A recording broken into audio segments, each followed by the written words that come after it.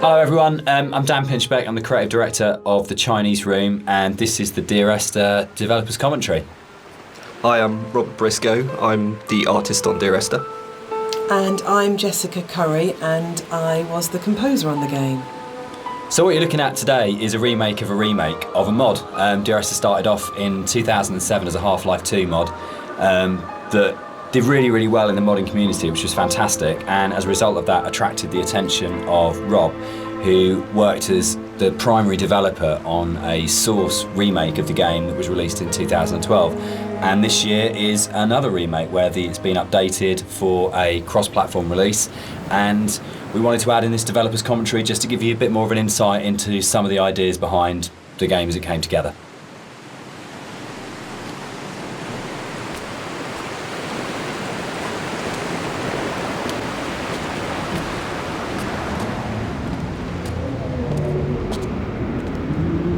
So you'll see around you in a lot of the environments, there's a lot of detail ingrained into everything. One of the things that I wanted to do with Dear Esther is bring the visuals up to the same kind of level of detail that Dan and Jess had put into the other areas of the game. So all of the history and the kind of hidden pieces of story that are intertwined with the VOs and the music and stuff, I kind of wanted to bring some of that into the environments. So if you look around you, you'll see that there's a lot of interesting bits and pieces, a piece of paper with someone's name on it, a photograph, an ultrasound. All of these little bits and pieces are kind of laid in to just kind of bring another aspect of the story into the game. And also, they're actually randomized, so every time you play, you'll see something different lying around. And this is just to build on this idea that everybody has a unique experience and a unique interpretation of the story.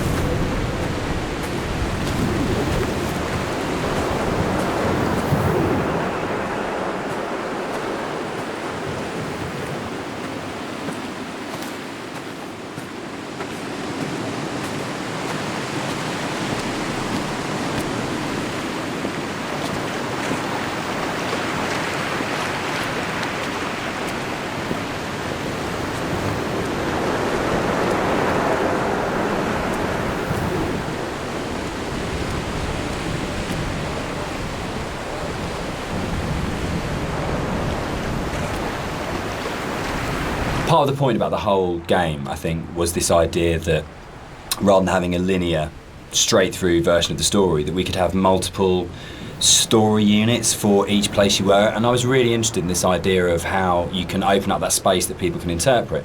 So I loved the idea that you could have two people that had played this game and then would have a conversation about it, and one of them would say, oh, what did you think about when this happened? And the other person would be like, well, that didn't happen for me. I had a completely different event happen or a completely different story happen. And it kind of feels very gamey in that way, that actually one of the things I love about writing for games is that you hand over so much control to the player that it becomes their story, and that's really, really important rather than trying to force them. So using randomised blocks of voiceover in the game and the kind of randomised prop details that Rob was talking about means that it gives it a really different feeling every time you go through. And that's kind of interesting for me, because I like the idea of going, well, not everyone has to have the same experience, and because it's interactive, you have the capacity to have very different experiences occupying the same space.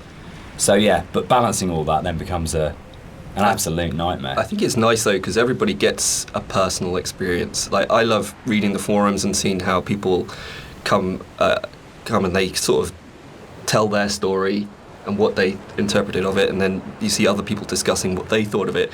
And to me, it's kind of nice because everybody takes something unique away from it.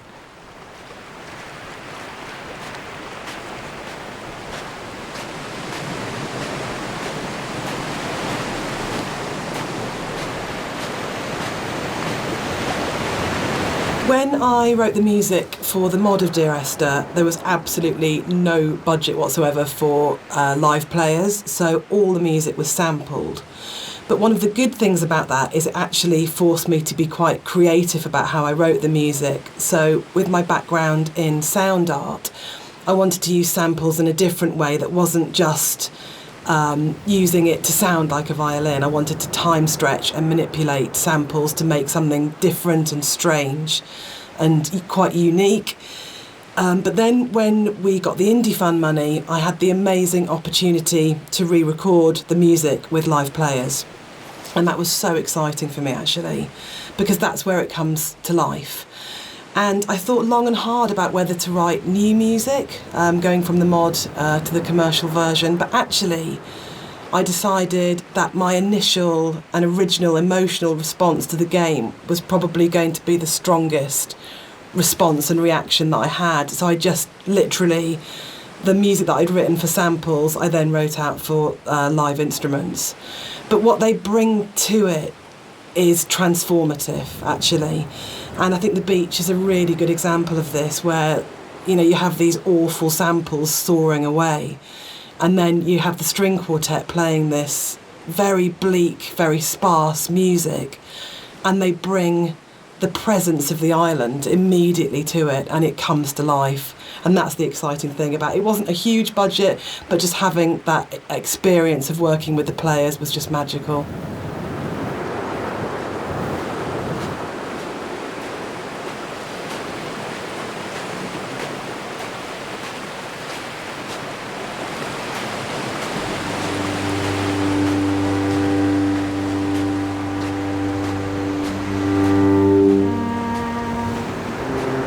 Everything about Esther for me is a dream.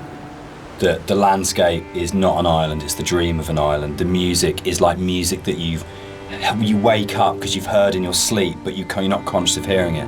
And the language in the story was supposed to be like that as well. It didn't matter the sense it made, it was more about the kind of the shapes it created, if that makes sense.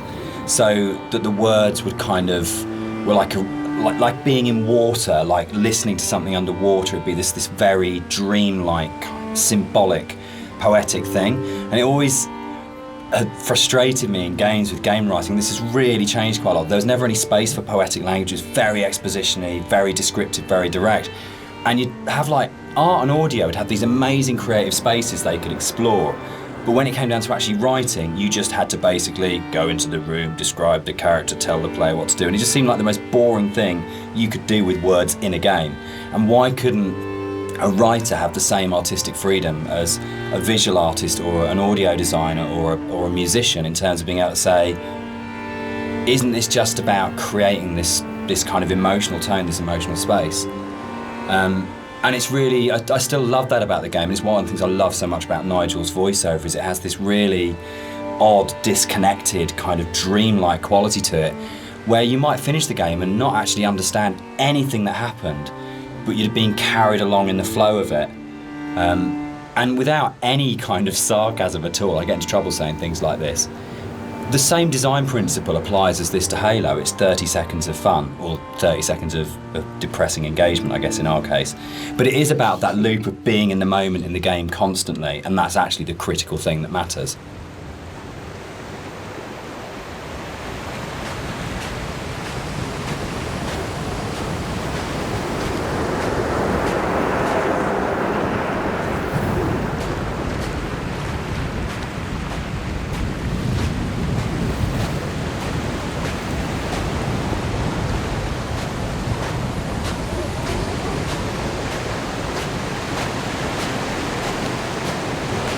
This symbol on the beach, which is the golden ratio, it's one of the only things that's really left explicitly from the mod. In the original mod, there was an awful lot of more kind of symbols and kind of a much more kind of mystical, sort of magical element to the island. There was a lot of very weird stuff in there. And a lot of them came out of the commercial version because they felt like they were a little bit explicit. And instead, there's a lot more hidden kind of codes and symbols in there. There's still some stuff which you can only actually see or experience if you are not playing the game, if you're looking at it from editor. We had in the original mods things like trees planted to mirror the shape of the M5, or there's a whole bunch of things that are there to represent star clusters and all kinds of things like that. And we'll probably talk a bit more about kind of like hidden details and the secrets in the game as we go through. But that was really interesting for us in terms of the design of it, of going, you've got your kind of your conscious, explicit play experience, but games are always constantly manipulating your mood and your feelings and the decisions you're making. And so really trying to create a space that had all of these kind of subliminals in it was a really interesting thing that we wanted to do, both with the original, and then I think it got lifted up into a much more sophisticated version when we went to the commercial, because Rob was able to bring that sort of level of artistry to the visuals that really got that kind of sense of hidden meaning in there. And that was really important, given how kind of complex and symbol heavy and poetic the story is, where a lot of it doesn't actually make any sense, but it's about kind of leaving you with these, I guess, like the half-life of ideas and thoughts that you can't quite shake, that stay with you. So we really were trying to get that blend of how music, story and visuals could all create that really sort of uncanny structure that you wouldn't necessarily be able to define properly, but you knew it kind of had a meaning that was staying with you.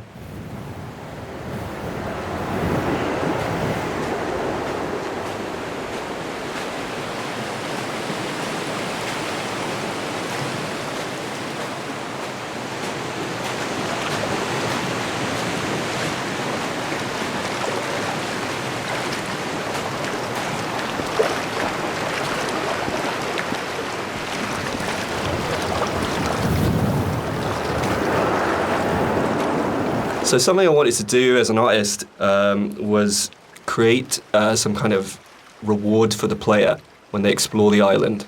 There are some areas of the game where it's a little bit more quieter, there's no music or there's no voiceovers. So I kind of wanted to create a bit of an incentive for people to explore. And you'll find around the island that these kind of like random scattered items that are usually slightly out of place from the environment themselves. But in another aspect, they actually bring a little bit of story to the island itself, usually to the island or to the actual protagonists or you know, the characters that surround it. So you'll find around the island these little props and stuff. Just keep your eye out for it if you're exploring.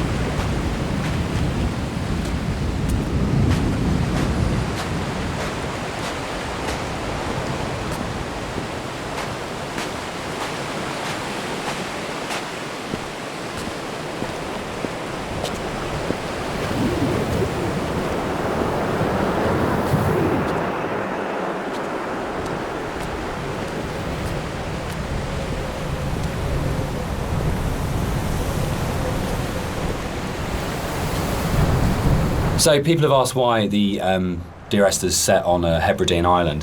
What's really interesting about this is it's one of those times when your kind of aspirations as an artist and the practical realities kind of dovetail.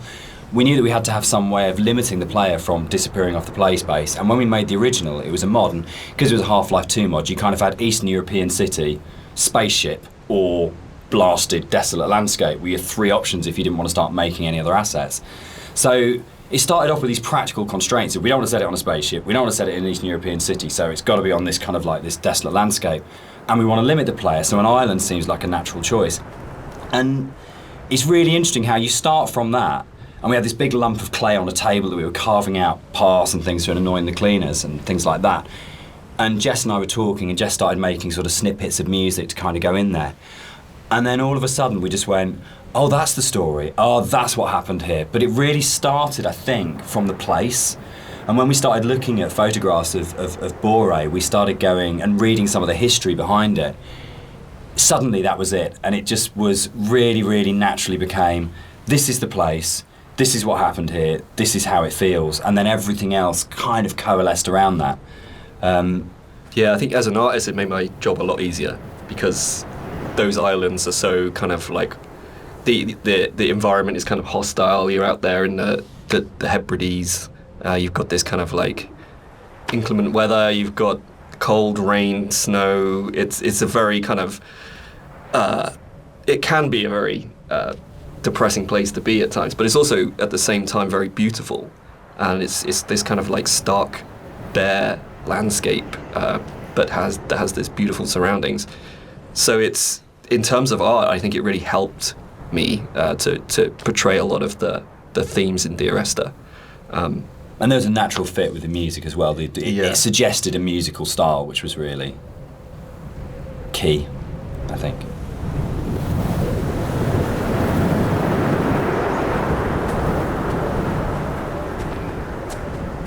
One of the things you're always trying to do as a composer is create memorable themes.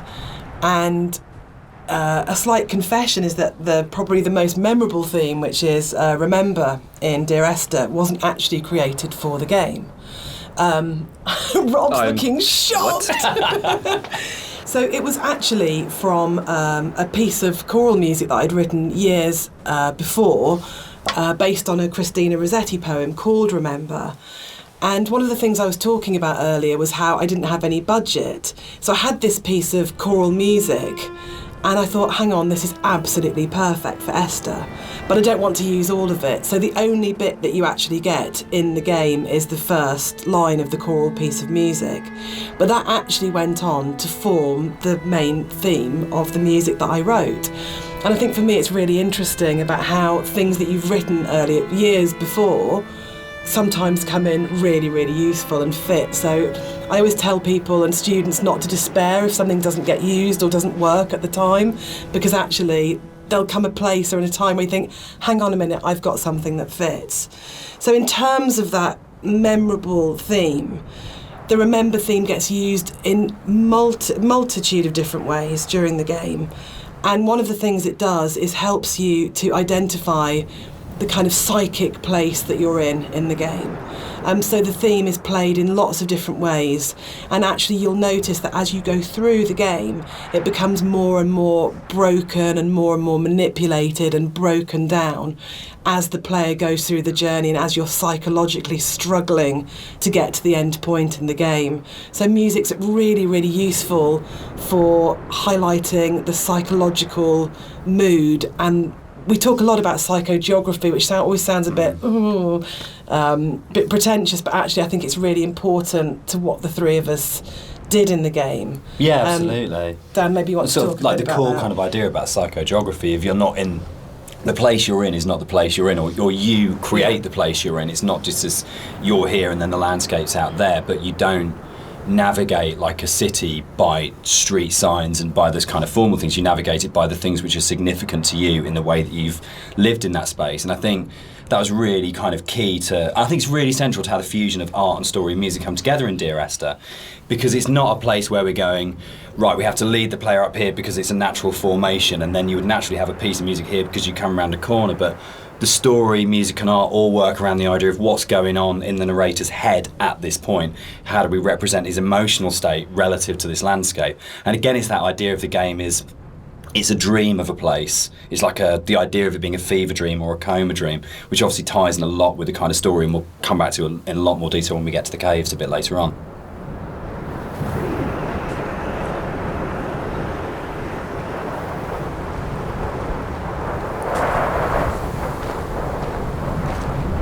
White lines. Yeah. They actually did this. It was really cool. I found this historical document. They used to do this on Boré and the Hebrides. If their disease broke out, Really?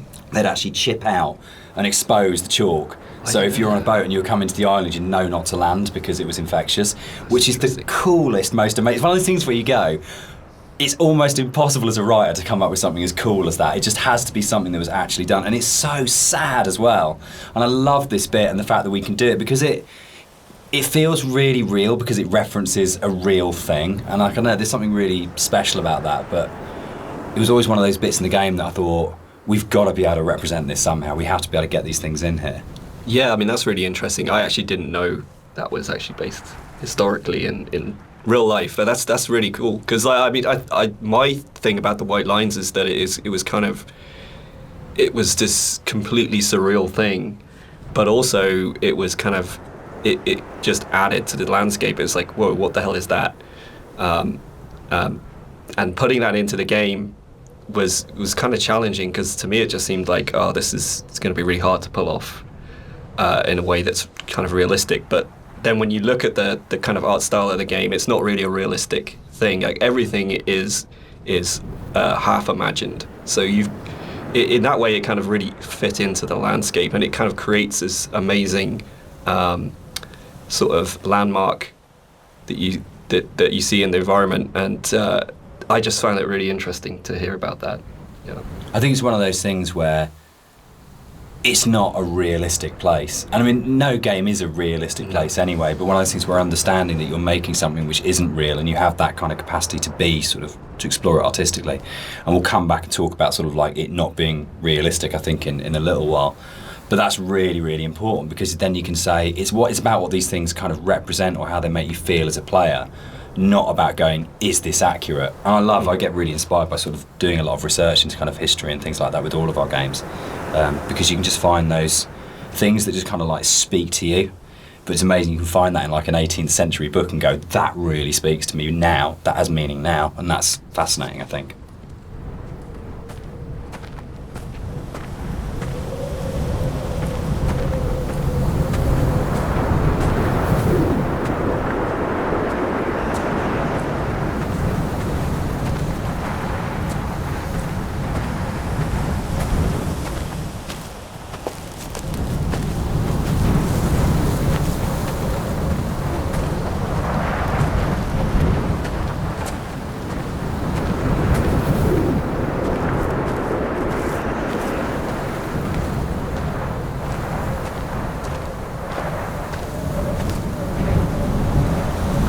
Something that I wanted to bring through in the art of the game was the same kind of fidelity that you find in both Jessica's music and Dan's writing, in the same kind of way that you have all of these little details, these very close attentions to detail that kind of really bring richness to the story. And something that was missing in the original mod version was just this lack of a visual layer of story.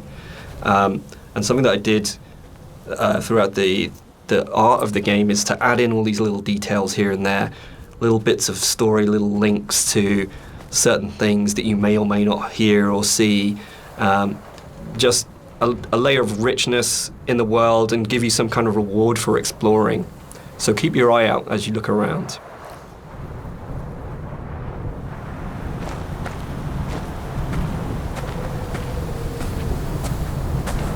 There's a scene in Donnie Darko where Drew Barrymore's playing his English teacher, and she talks about cellador as being the most beautiful word in the English language, and about it's the sound of the words together.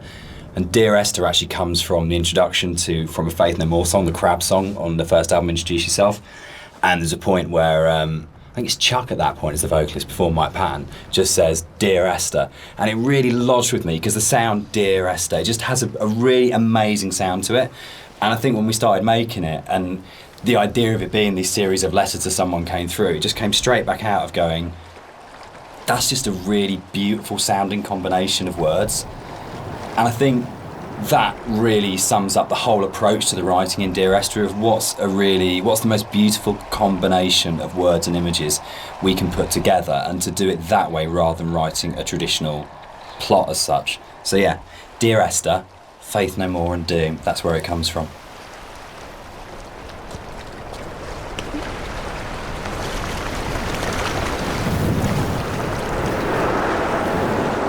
I think the central question to the entire experience for most people that have played it or are talking about it is this idea of, is the island real?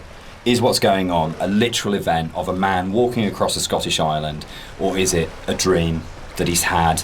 Does the island even exist? And one of the things that we try to do with the writing is to constantly lull the player into a position where they got an understanding, they made a decision about what they thought was going on, and then to undercut it. So you never actually were able to settle on any one interpretation. And that was the challenge I set myself when I wrote the original mod, was can we put a story in a game that not only lends itself to multiple interpretations, but there is no stable interpretation. Every single interpretation you have will always have questions, and you'll never be able to fully trust what you think you understand about the game. So it's challenging, I think, for that result. It becomes quite a challenging kind of game story because of that, because you don't ever get that situation to go, I understand it now, I can walk away from this thing and it's all closed off and it's tidy. It was a very deliberate attempt to say, no matter where you think you are with this story, you're always questioning whether or not that's right.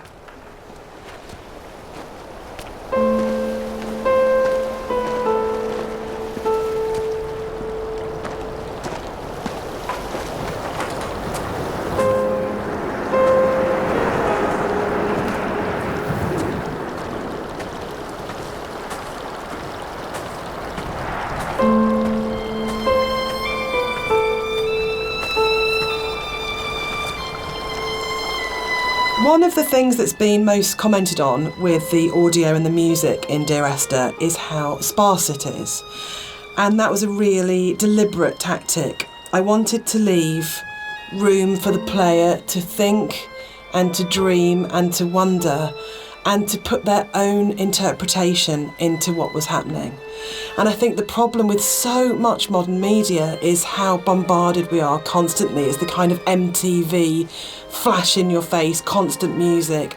And Dan and I watch a lot of drama together, and that really is constant Endless, music. which is constantly telling you what you should feel, like really clearly, and it's like being kind of beaten up by the music sometimes. And when you read a lot of reviews of Dear Esther, a lot of people say they had this time to think and to interpret, and that was one of their favourite things, that they placed themselves so directly into the game and it's their experience. And I think that's actually the greatest success of the game on all points, from the story to Rob's art to the music, is we all left space for the player to dream.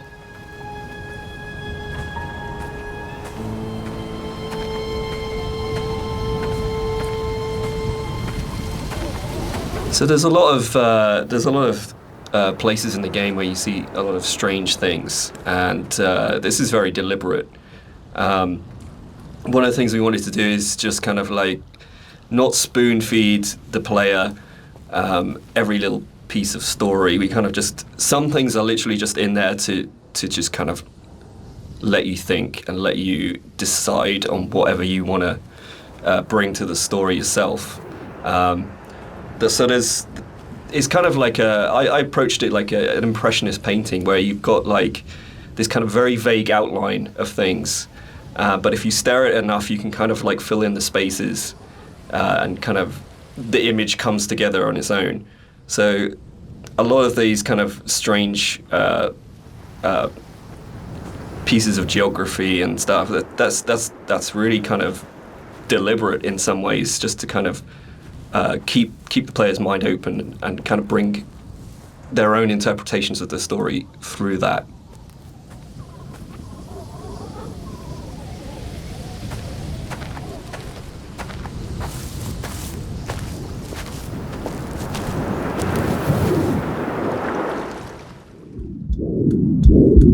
Come back.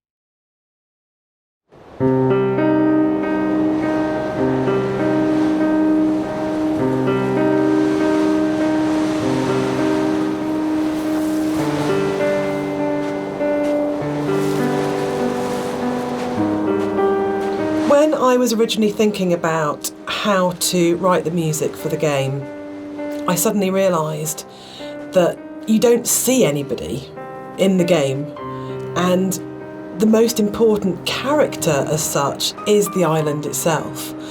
So one of the things that I did with the music was to write the island as if she or he were a character in its own right. And that's really important, I think, that you're going through this space and actually it's completely devoid of people, but the music in a way populates the island, and that the voice of the island speaks to you through the music. Which is interesting, because I think that's really come on in terms of later games we've done, that sowed the seeds for the way in which we approach music in Rapture, where it was very specifically the voice of characters. A Machine for Pigs as well, where the music was about being Lily's voice in the game, Lily's representation of the game. So it's interesting how, looking back on Esther, a lot of those kind of ideas were tried out here that then came on to take other forms in stuff we've done since.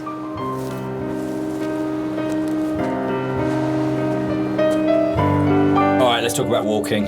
Let's do it. We're gonna address the elephant in the room, the very, very slow-moving elephant in the room. So this might be a longer conversation because it kind of fits with that. So Esther was the first of the what are now called walking simulators, and it was really interesting that for us it didn't feel that weird to have a game that was slower than normal, where actually there was lots of time to just walk around and think and look at things. And it was amazing at the time how this was seen as completely revolutionary, and it's really interesting, and it's amazing to see how many other games have kind of like taken it on board. For me, it came from, I didn't see it as being odd to have a game where very little happened, where you thought about what you were doing. For me, it was kind of interesting that you could play some of the best moments in Doom are the bits where nothing's happening and you're just doing it, or System Shock, or those games that I absolutely love.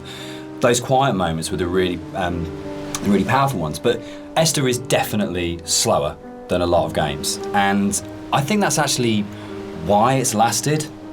I think if we did have moments where we went, should it be faster, should we put a sprint button in, but I'm so pleased that we kind of held our nerve and went, no, just as like in real life, I don't run everywhere because that would be weird. It's okay to have a game where you don't run everywhere, and actually it is a bit weird to run everywhere, but if you're going to do that, then you've got to support it in other ways, and I think the music was a really powerful way of supporting that change of pace. What's really funny for me though, Dan, is that shamefully I'd never played a game before I worked on Dear Esther, so I didn't realise that all games weren't like this, which is now looking back really naive.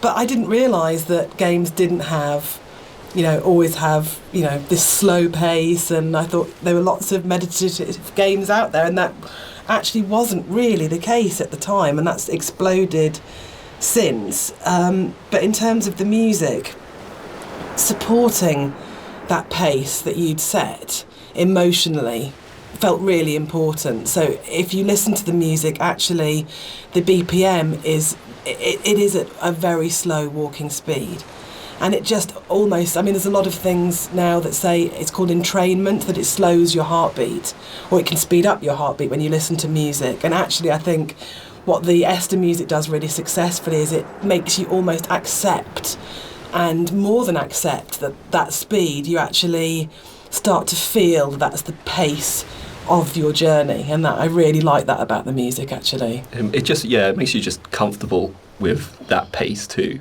I think it just eases you into it. You feel relaxed.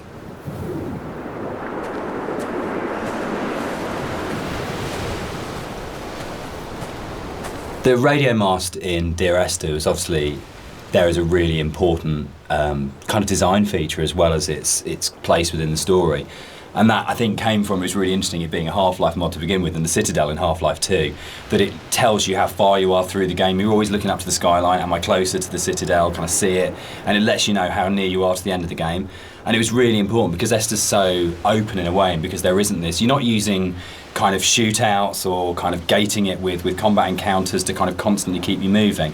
That it was really, really important that you always had that focal point of going, I know exactly from the beginning of the game, virtually right from the start, you know where you're going, you know where the game's going to end up, and you know that sooner or later you're going to be either at the base of that thing or climbing that thing, and it's always there, that red light. And I think particularly with the colour palette of the game, the fact that you've got this very, very, very clear red light that's unlike any of the other colours in the game immediately tells you as a player, this is what the shape of this thing is going to be. This is where I'm going. This gives me a purpose, even if the sort of moment by moment is a bit more abstract. Yeah, and navigationally as well, it helps you. It draws you in the right direction as you play the game. You can never get lost if you just follow that one landmark. Yeah, I think it's a really interesting place of where that sort of traditional game design is still, there's loads of it in Esther. Yeah. It's just not necessarily done in quite the same way.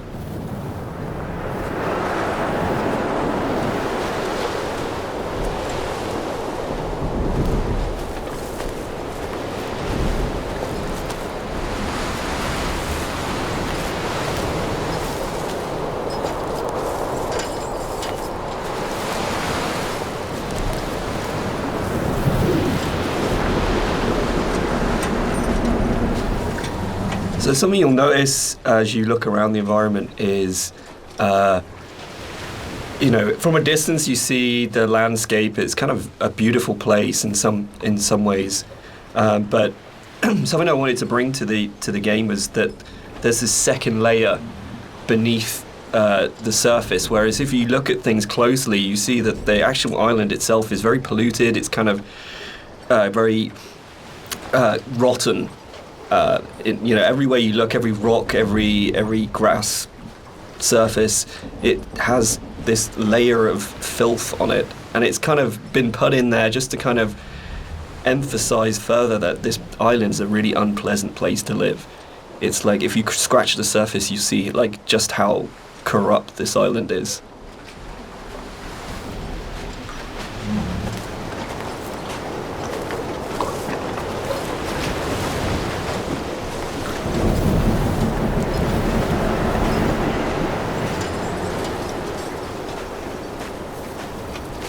We cast and did all the voice direction for Esther ourselves for the mod, and it was basically Jess and I on a casting website just listening to people's show reels and finding what's the voice of this thing. And there was never any question about Nigel. I think we heard his show reel for the first time round. It's probably been listened to sort of 30 or 40 actors, and we started listening to his show reel and just both looked at each other and went, that's it, that's him.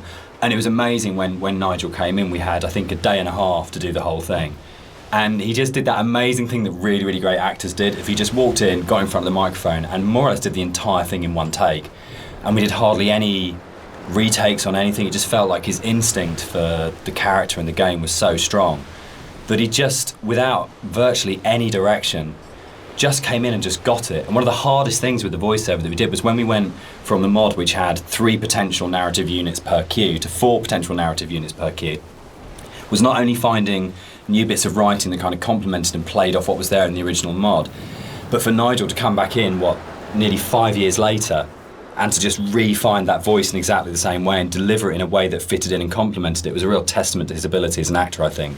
That apart from we had spent quite a lot of time trying to make the sound actually sound the same in terms of mic placement and things like that, but in terms of the actual delivery of those new monologues, you wouldn't know that was both written and acted sort of 4.5 years after the original thing was done. So the one person who's not in the room sort of today but deserves a huge amount of credit for how the game kind of eventually was delivered, but also I think in terms of how the game has lasted, a huge amount of respect needs to go to Nigel Carrington for his work on it.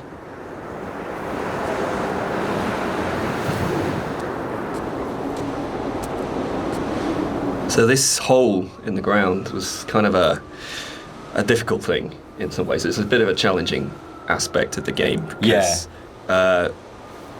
in some ways, it kind of like, I think for me, we wanted to have this kind of this pit here, and I wanted the player to be able to actually go as close as possible and like look over the edge and kind of have this feeling of dread and stuff. But the other issue that we faced was like, what happens if the player just jumps into the hole? Like we have no real death in the game. And from a design point of view, Dan, I mean, I don't know what you it was really hard because it was a game where we couldn't let the player die. We didn't want to have respawns, but we had to handle the fact that there would be both accidents where the player would fall off a cliff or something, but also the deliberate urges of the player. Yeah. The first thing you're going to do is go, great, there's an ocean, how far out can I go? Or there's a cliff that's really high, can I jump off it? And how do you have death in a game where you can't have the player die? Because if the player starts breaking up the experience by dying and reloading, then you start breaking the experience a lot. So yeah, I mean, we didn't want to also have like artificial boundaries, where it's like an invisible wall. Like if you take a look through the game, you'll never see a place where you think you can get to, but you can't. There's always some kind of actual natural boundary or man-made boundary.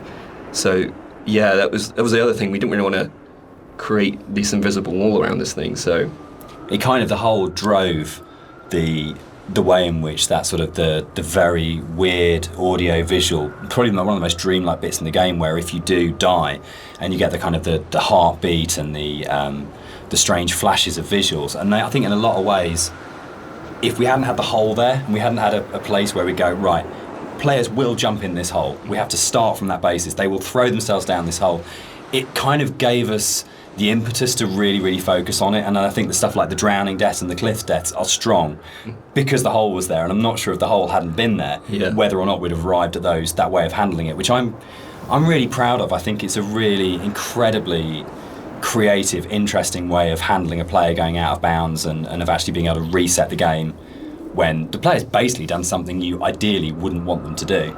Yeah, and I kind of think it fits well with the theme of the game as well, because you don't really know what's just happened. Yeah, it's absolutely. It's not like you hear a death sound and then you kind of respawn. It's this kind of like very soft, very ambiguous change. You know? There was a point in the original mod where if you died, it would do the whole Half-Life major fracture detected. Yeah. It always brought a really good tone to the game. Yeah.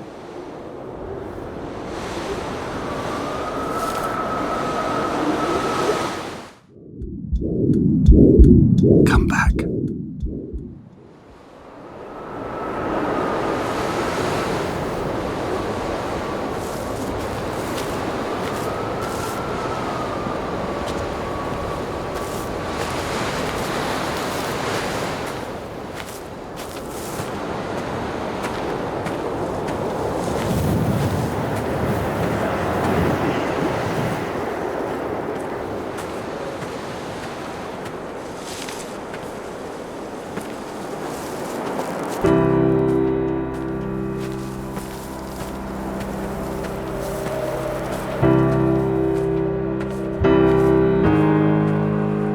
One of the really important jobs of a composer, I think, is to provide the player or the listener with different emotional tones and states. And up until this point in the game, the music has been very sparse, very intimate, and very isolating in a way. But the island is also a beautiful and magnificent place, and what I wanted to do at this point for the first time in the game is to create something that was really epic. So we go from that shift in scale where it's very intimate and small to suddenly realising that this is an extraordinary and magical place to be, as well as a difficult and quite sad and melancholic place to be. So the string players were instructed at this point to play with much more vibrato. Up until this point they've played in a very sort of Scottish style actually, no vibrato, very plain playing.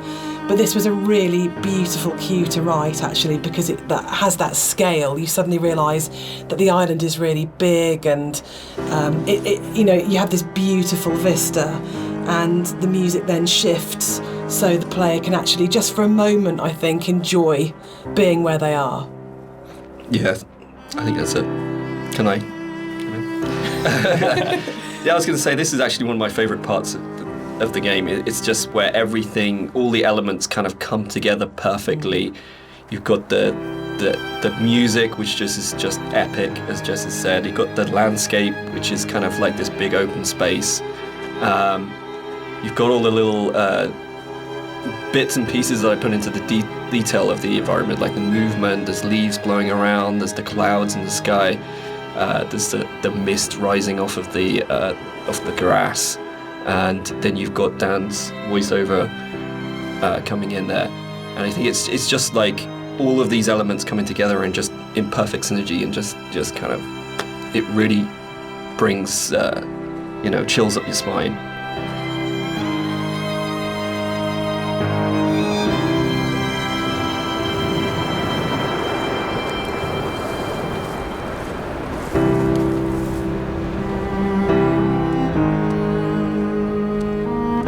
Inside the bothy, there is a randomised chance that you can find an ultrasound picture on the table, and I think it's the one instance of randomisation in the game that is like the pinnacle of it, because the idea that Esther was pregnant when she died changes everything emotionally about how you understand the story. And not to say that you don't care as much if you don't find it, but it just adds this other layer of just the ground falls away from him the first time I saw it, and the meaning of the crash and Esther's death just means so much more when you go, it's not just about her, there was an unborn child here. And I think that's where the randomisation just hits its absolute peak, because it's one tiny detail that may or may not be there, but if it's there, it's going to fundamentally change the way you feel about the entire thing.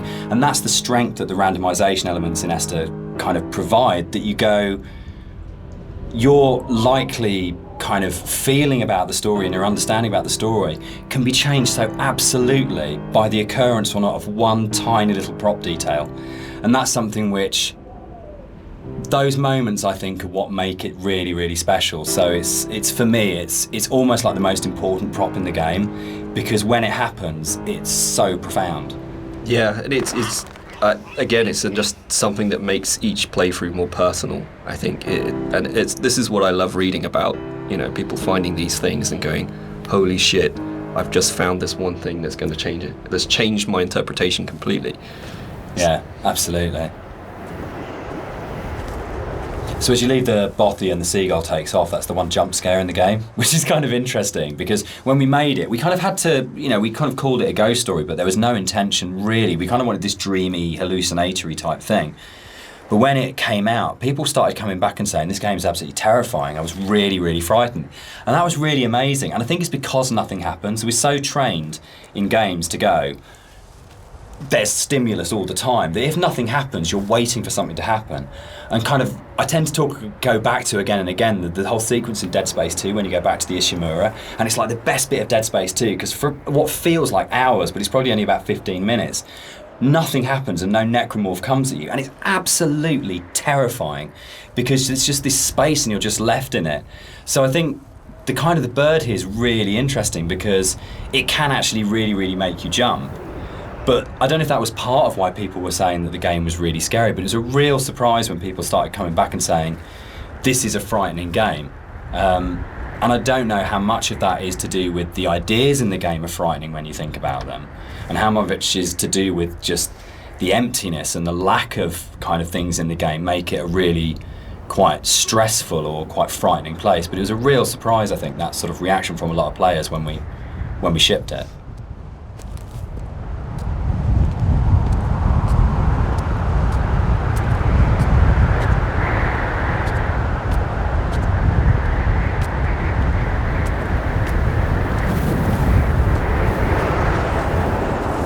So one of the things that influenced the visuals quite a lot was the tech limitations at the time,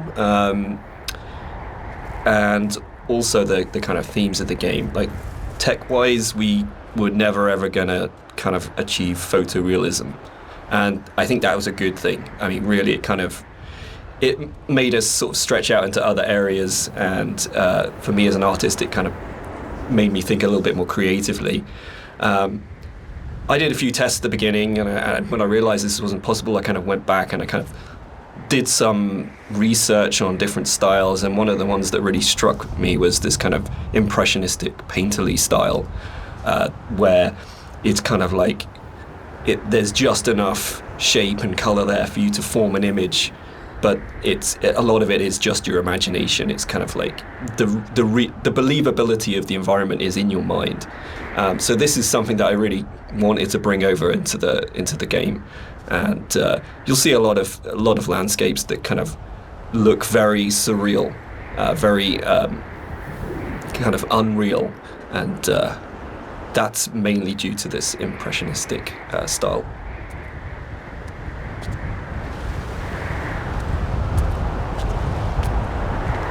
We should probably talk about some of the inspirations behind it. I'm on a strict you don't talk about Stalker kind of thing going on here. But when Rob and I started talking, I think one of the first things that we kind of discovered was how much we're both obsessed with Stalker. Yeah. And I think that was one of the major things behind it in terms of when people talk about game inspirations. I mean, for me, there's a lot of FPS stuff in there, Doom, System Shock, but I think Stalker probably more than anything else. And Roadside Picnic, the Strugatsky novel that Stalker's based on, of the idea of this incredible space that you didn't understand, that's simultaneously beautiful and threatening. And I think sort of Tarkovsky's kind of films kind of play into that as well, particularly his version of Stalker, that you want to have this place that you feel rather than think about. And for me, that was like really kind of core to all of the inspirations for the game, was this is a space that is about feeling, not thinking. Yeah, I think the movies in particular, I think I hadn't watched the movies. I'd read the book and I played the game, but when I watched the movie, it kind of all made sense to me, like why I like the game so much and why I like the story. It's just like every shot is like a painting. It's like every shot has its story to tell. There's very little dialogue in the actual movie itself. There's just these long, lingering shots, and each shot is amazingly beautiful, and its kind of desolation. And for me, that was like a huge influence, you know, like trying to bring some of that through into the environments. So that is definitely something I'm going to struggle not to talk about. But the game as well. I'd say the actual Stalker game has a big place in my heart. Like gaming-wise, it's one of the reasons I got into game art in the first place. Yeah. So that to me is a big part of it too.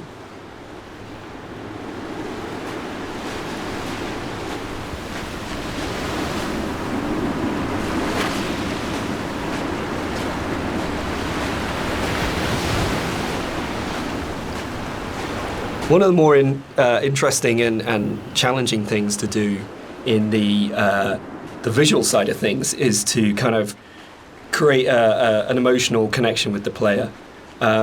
With the music, it's very strong, and the dialogue can kind of help you to feel what the character's feeling, but to kind of really create an atmosphere and to create emotion, it's very difficult. So I designed a few things very subtly within the environment to kind of plant imagery into your mind and kind of make you feel certain things. With this shipwreck on the beach, you can kind of, like, if you look at it from certain angles, you get this real, like it's like a cross sticking up. It's this kind of semi-religious imagery, but it really kind of, it's not obvious, it's not in your face, it's just kind of like something that makes you feel like something you know.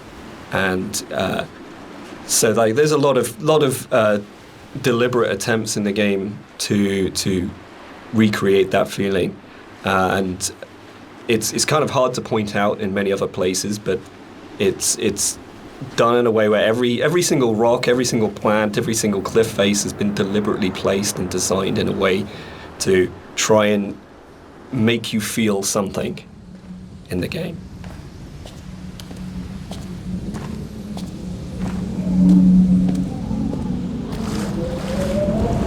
This is another of my favourite bits in the game, where you come along the edge of the sort of gully and you find hundreds of books, and it's one of the first times where most explicitly there's the suggestion that nothing you're seeing is real, because there's just no way that this can exist, and it's a really amazing, uncanny moment. But it works, I think, for me, because you just go, I don't understand it, but it's lodged somewhere in my head and I can't get rid of it and I can't unsee this. And I think for me, like in terms of my influences from books, I mean, there's the obvious sort of stuff like with Burroughs, Cut Up and things like that going on.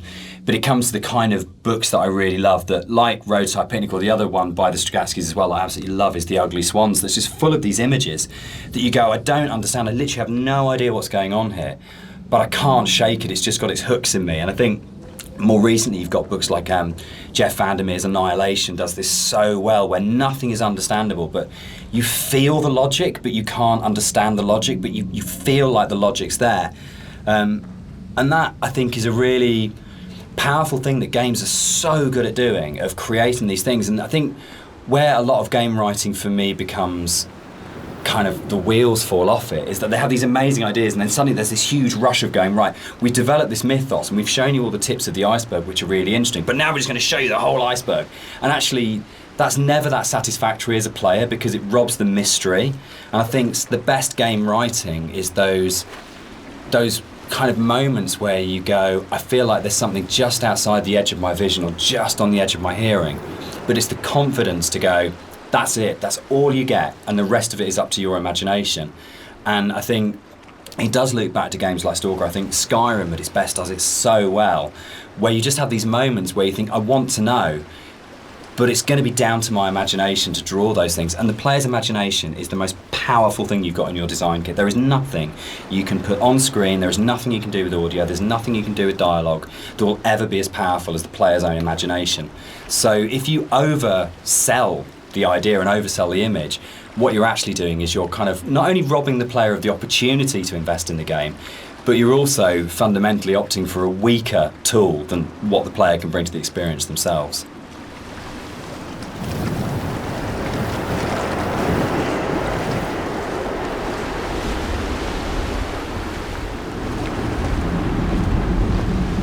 One of the really important images in the game is the radio mast, and the soundscapes that I wrote for the game are really tied into this idea.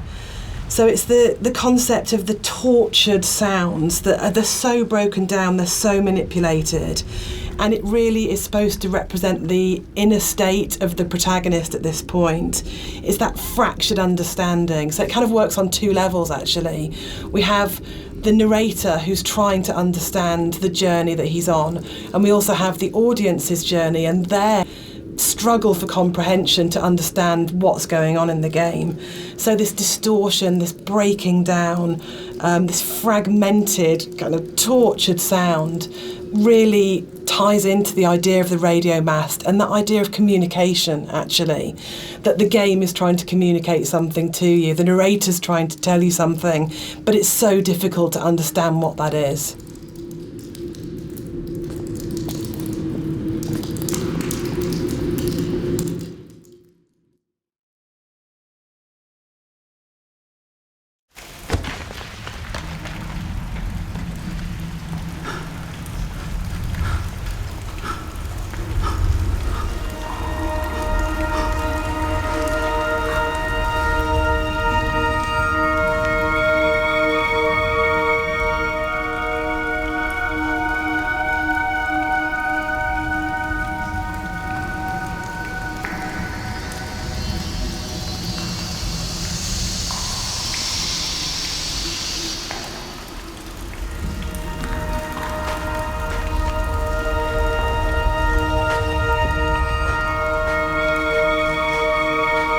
The caves in the game are really interesting because it's a very tonal shift within the whole visual look of the game. It's kind of like this more organic, more surreal, dreamlike landscape compared to what you're used to before this point.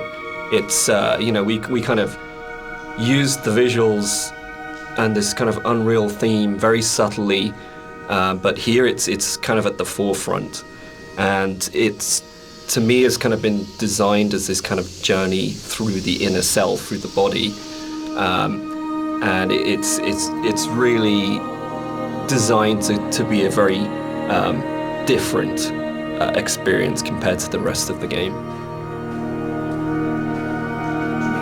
This, for me, is probably the most pivotal music cue in the game, and it's the one that most people write to me about to say that they are absolutely obsessed with and they love. It's the only music cue that has singing, it has a female voice, and I think that's a really important shift for me, that you've gone from this beautiful string music, but it's quite abstract, into what is effectively a song, and with lyrics, so you're actually explicitly saying something as a composer at this point. The other thing that I think it's important to say for me is it's the biggest shift from the music that I wrote for the mod. It's the same music, but the act of having it sung by an amazing singer. I sang it on the original and it's really bad, and Clara Sanabras re-recorded it, and it's what good actors do, it's what Nigel Carrington did, it's what good musicians do, and they take something that you've created and they just shove it up into the next level and make something that's good into something really extraordinary. And also for me, I think it's a point where the environment art and the music just meld so beautifully and so seamlessly into one. I mean, on a personal level, I've played the game hundreds of times now, and I still enter the caves and I look at Rob's work and I'm just absolutely overawed, just gobsmacked by its beauty. And I just think it's a really magical moment in gaming for me, actually. I know that probably sounds really dramatic, but I just think it absolutely hits something where everything just works together. And the music is so dreamlike. You know, Rob has talked about the journey through the body, and I think that's absolutely, for me, the music becomes so organic and fluid and actually very feminine and female at that point. You're hearing the voice of his love.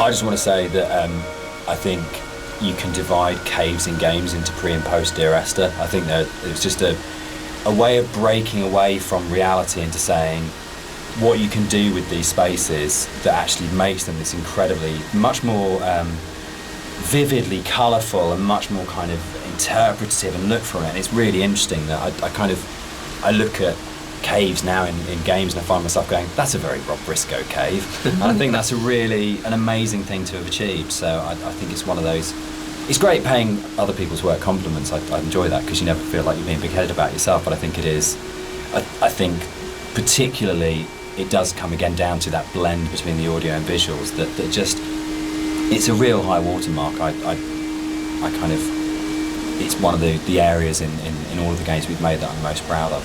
I think as well, you think you know what you're getting with Dear Yes. Esther for the first 45 minutes of the game, wherever we are at this point, and then you step into something completely unexpected and completely new, and I think it just throws the player such a curveball in such a wonderful way.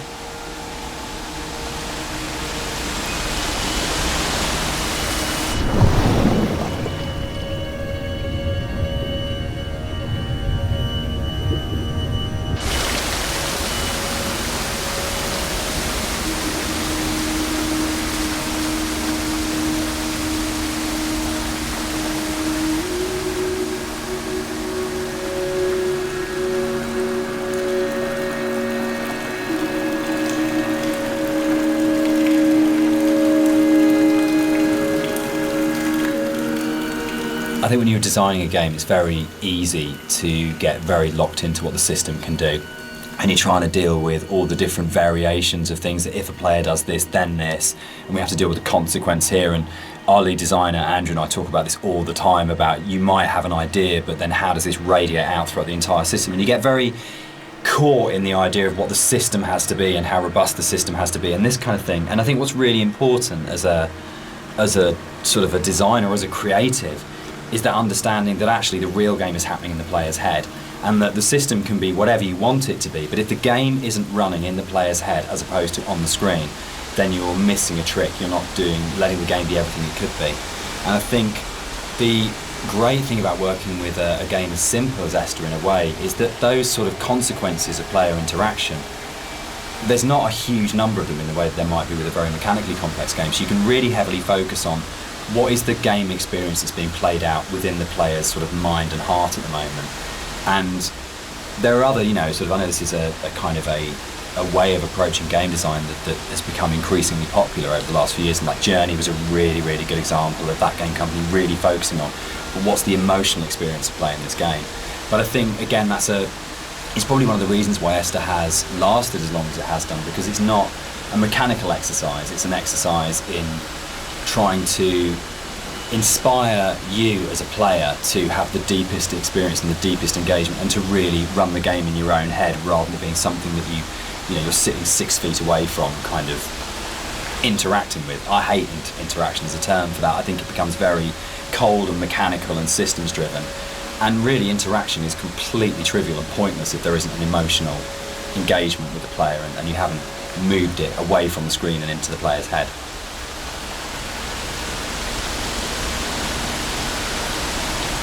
What's really important to me is that Dear Esther started out as a Half-Life 2 mod, and if the Half-Life 2 modding community hadn't championed it and celebrated it and downloaded it a lot and talked about it and loved it, then it would never have been a game.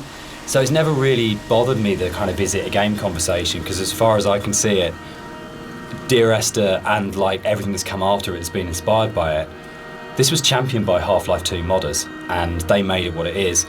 And so if you've made something that the real kind of hardcore of the hardcore, in terms of these are first-person shooter modders, have gone, this is really good and really special and we're behind this, then you've already got the support of a really amazing gaming community, and the fact that they championed it, we owe them a huge amount in terms of where we are. And I'm really proud to come out of that scene. I'm really proud to be a company and to be sitting here talking about a game that started life as a mod. Yeah, I think they're the ones that have really kind of like pushed us forward and given us the passion to be able to take it to a commercial level and give us the confidence to make us believe that there's an audience for this kind of thing.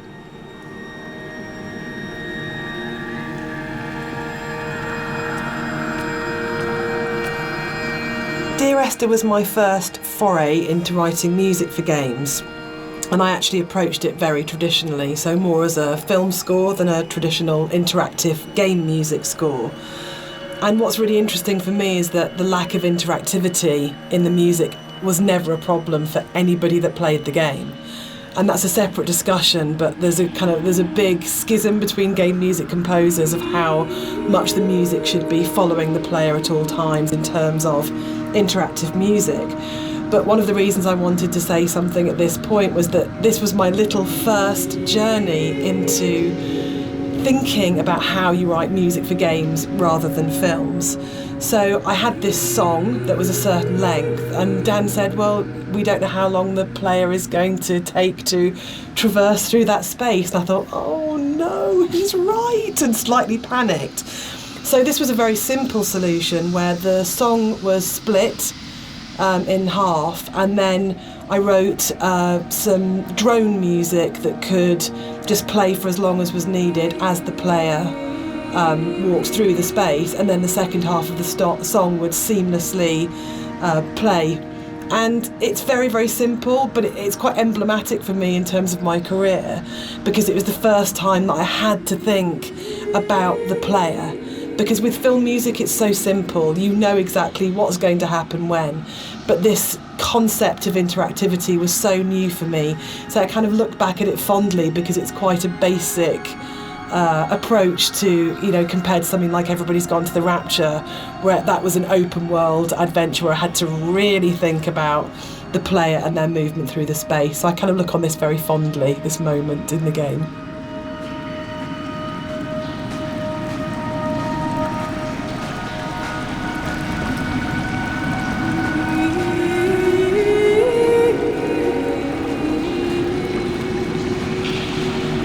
I don't know when the paper origami boats first came into things with Esther, really, but it felt like a really amazing metaphor of taking these letters and folding them into boats and then letting them leave the island, because you at this point in the game is kind of the realisation is there that this isn't going to end well, and that the narrator is never leaving the island. And the idea that this kind of, again, the idea of communication, or the attempt or failing communication, or trying to speak through the coma, or whatever it is, however you want to interpret it. But the idea of putting the boat in the underground river really felt like it kind of reinforced that sort of dream-like kind of quality of the caves, of actually there's something really sad about this one boat, because when you see it go past, you know that even the boats aren't going to leave the island. Like this is something which doesn't have a tidy, neat kind of like resolution. And there's, even if you don't sort of think about it to that sort of level of depth, there's just something. It's one of those things that I really love about games that you can do, where it's just a moment that has a really distinct emotional tone to it, that you go, there's a pause when you see that boat goes past, that I just think is, it's something special you can do with kind of media like games.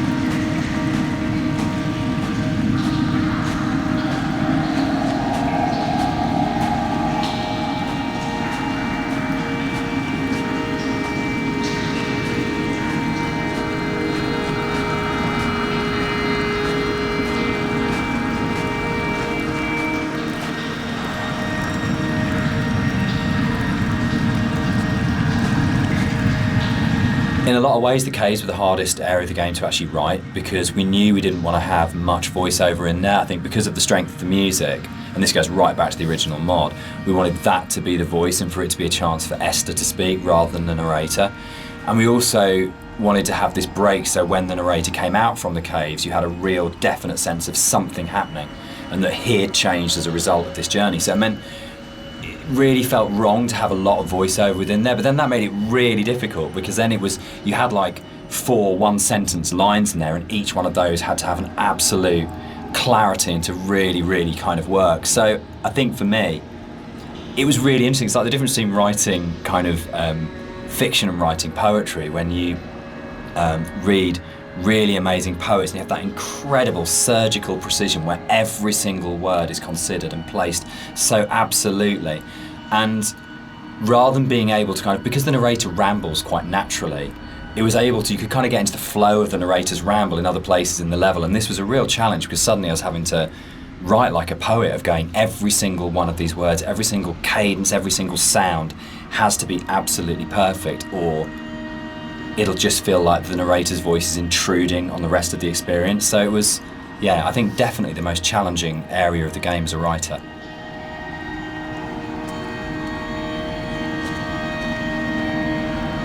The sound here is a classic case of, again, what music I think does really well, which is you've had this soft, lyrical, beautiful, epic, dreamlike music, and then the moment you come out of the caves, you're into this really harsh soundscape, and the tonal shift is very, very brutal, I think, and deliberately so. You have very little music when you come out of the caves, you hear the wind, and it's a classic case of foreshadowing. So we know from this point that things are probably going to get bleaker, more difficult. And it's something that music does really well, I think, which is that emotional signalling and signposting.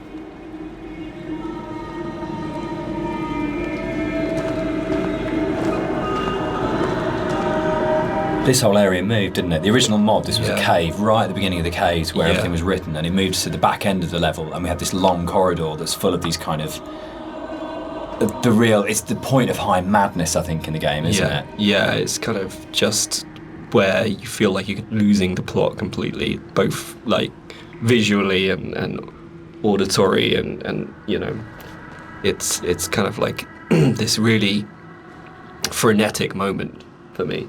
I think it's where you feel most that you're underneath a mountain and you feel the weight of that mountain, and just I loved the idea when we were, putting through it of what would it actually take to do this, like to actually paint all these symbols and what is going on. And it really is quite an explicit kind of thing of madness of going, you would have to be insane or very, very disturbed to actually do this, and what is the process that this person's trying to work through, what they trying to achieve by this. And I think it really strengthened it, making it a crawl through a tunnel as opposed to just a static location. Yeah, I think it's the consistency and the coherence of the symbols is a lot more broken down as well. Like you see some symbols before like scattered around the environments, but at this point they're like right in your face, and they're kind of it's just total madness, Any kind of meanings have been crossed over and confused, and I think it really helps to bring the tension up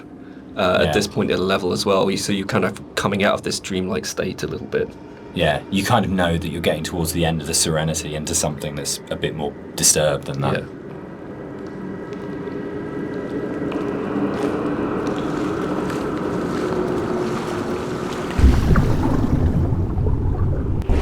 This is a bit more of a contentious one because we disagree on this one. I struggle with this. With the points in the caves where you duck above and below the water, and you have to have that transition of audio. And I love the audio on both sides of the surface tension of the water, but I really struggle with you breaking water because it's such a hard edge to the sound. And I don't think there's any other way around that. And you need to have those moments where you do go underwater because it's so important. But it's one of the areas that's never sat very comfortably with me, because I feel like in a level which hasn't got a single edge in it, it's the one edge within it, and it breaks me. And that's why I think it's so successful, because you've been lured into this completely hallucinatory, dreamlike world, and then all of a sudden, as a player, you're literally gasping for breath, you're coming up for air. And I think when we're talking about that metaphor of the body, for me, it's so about birth, and it's about this coming through the water, and actually it's a moment of realisation for me, but you're having to go back under again, and you're diving down. So for me, without wanting to sound incredibly pretentious, it's about the fight between the conscious and the subconscious, and that struggle. Booyah! There's actually a really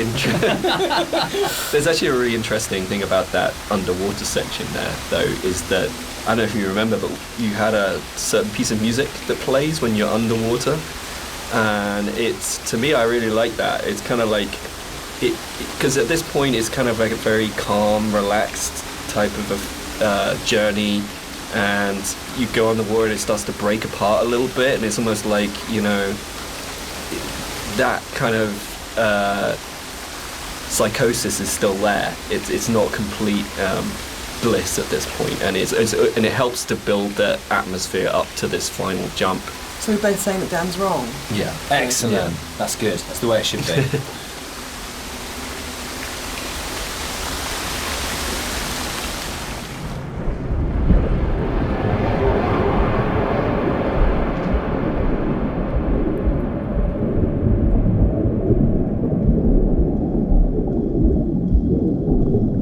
Motorway scene, the biggest new addition to between the mod and the commercial version. This didn't exist in the mod at all. It was a completely new thing.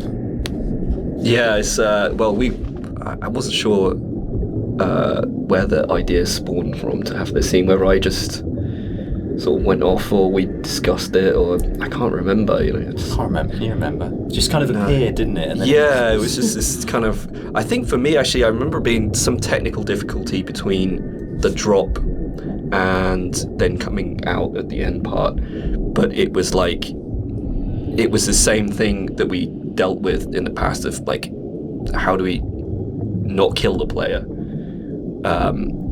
From a technical standpoint, I think it might have been something to do that, but it was also, I can't remember where the whole thing came from. I think it's my favourite point in the whole game, actually. I think it's just it's quite shocking, and it's so surreal, and it's so beautiful. And from an audio point of view, you have that baby's heartbeat bringing us back to the idea of the ultrasound. Was Esther pregnant? And it's one of those moments that I think everything just kind of collates together, and it's so unexpected. Yeah, for me, it's like a moment of realization. Yes. It's like, it's coming to terms with something almost, Whether or not what actually is going on at the moment is real, this did happen. There's kind of an absolute. I remember playtesting it, and I didn't know that the car can get switched out with a hospital gurney, and I must have played it. I was like 3 or 4 times into playtesting it. The first time it switched out and it was a gurney, and I really remember kind of sitting there and going, "Oh God, that's just," and really being just stopped in my tracks by it. And it's one of those weird things you get when you're making a game, that you'll never have those moments that a player does, where it all so well. It's really, really rare to be in a situation where you actually get a genuine, fresh player's eye view on what you're making. Yeah, I was always a bit worried that it was maybe a bit too literal. Like we gone a bit too literal with that. But I think looking back at it now, there's still a lot of strangeness going on there. Obviously, the whole scene is unusual, but there's still these like very subtle details that are there that kind of still making you think, what does that mean? Like I think if you look closely, there's like coins scattered around and things like that. It's and for me, it's, again, sorry to keep going on about it, but it's about layers of subconscious for me, that you start overground, you go into the caves, you go deeper, you're falling down, it's going down the rabbit hole effectively, and then you go to the deepest level, and that's actually the truth, that's the reality, that's what happened.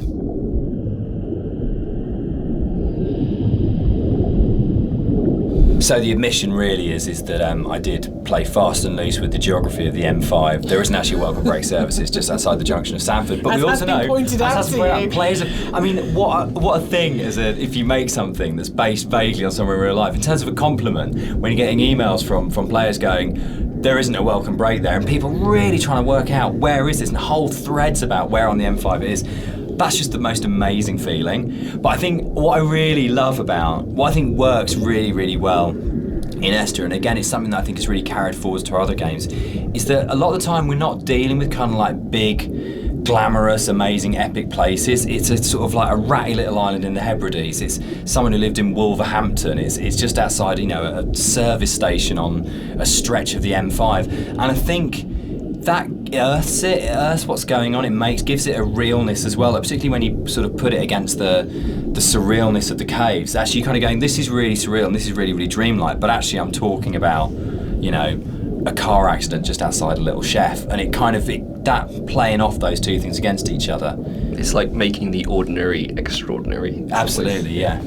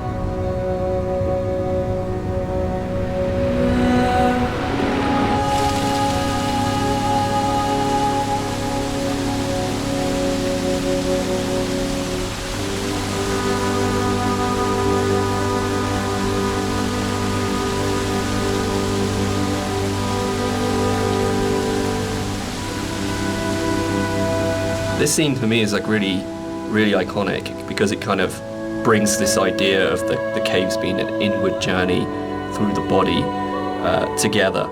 It's really kind of like a symbol of rebirth, and it actually brings together a lot of the visual goals that I wanted to achieve with a lot of the symbolism in the game.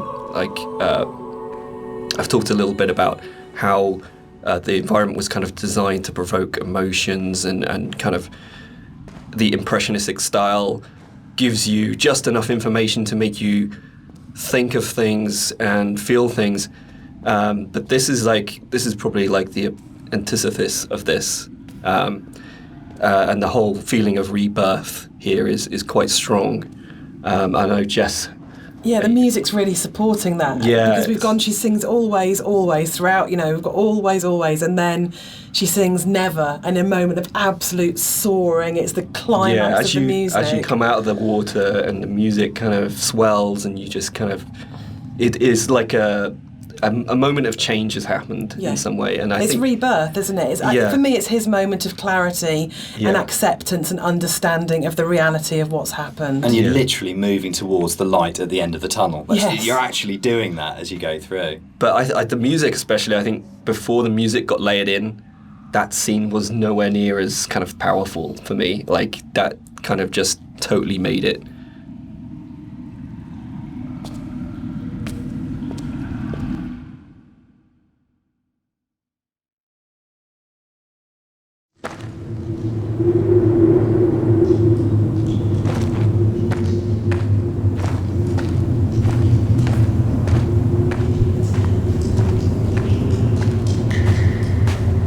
Dan and I had worked on lots of projects together, non-game projects, before we made Dear Esther. And I think the thing that links all of the projects that we've worked on together is that idea of hidden stories and layers of stories. And one of the things I wanted to do with the music was to embed hidden little hints and stories into it. So the music that you hear here has Morse code. And the Morse code is spelling out the word Esther. And I really, really liked this concept of that some people would understand that it was Morse code and try and figure out what it was saying. It also provided a really interesting rhythmical dynamic. And it's just about these ideas of hidden stories and layers, but it also starts to emphasise the obsessional nature, I think, of the story in Dear Esther, and his agitation and actually slight panic. So you're getting this rhythm that just repeats and repeats and repeats obsessively. So I think even if you don't understand that it's saying Esther, and even if you don't understand that it's Morse code, you're still getting this feeling of this obsessional repetition and slight panic that he has. And again, it's kind of it's the new chapter, and it's spelling out that something has changed at this point.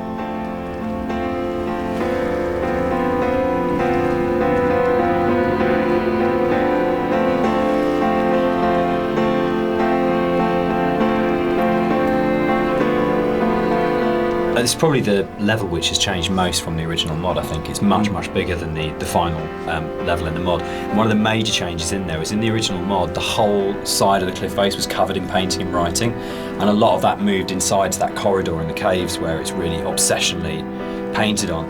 And it was really, we spent so long on that because we were trying to get it looking right, because it's one of those really interesting examples where I loved the image and the idea that you've got this guy painting the entire side of a mountain with words and symbols and things. But it was really interesting when it went into the rebuild, it just never worked. And I think it was because the environment was so crude in the mod that those symbols and that painting became the focus of the level, and it changed the feeling of the level completely, when actually that just wasn't something we could realise in any way, that not even technically, but just didn't artistically look and feel right. And I think probably sort of retrospectively looking back on it, that's about the sort of the sophistication and the subtlety that then came into the art, rather than just being, this is literally just a canvas that we write words on, to actually the environment telling its own story without the story being literally painted on it. Yeah, it was very difficult when we were experimenting with that to kind of like make it not completely unreal. Like, I think for me it was kind of, I wanted to kind of bring the player a little bit back into reality after the caves. And I think with having those symbols everywhere, it was kind of pushing them out a little bit. So I think what we came to, with the kind of compromise we had, it was kind of a nice in-between. Yeah, it didn't feel like a compromise to me. It felt really? like, no, Cool. it felt like it didn't work, but it kind of, but those symbols were coded. Like there's the hill in the background when you're standing right at the end of the boat and you look back and you suddenly realise that the shape of the mountain is the shape of a woman lying on her side asleep. And that, I remember seeing it for the first time around and going, it's saying the same things, but it's saying it in a much subtler way than in the initial layer. But it was definitely challenging going back to how do you have a deep, complicated, subtle art style, but still manage to have something which is very sort of stark and symbolic laid over the top. It was much more challenging.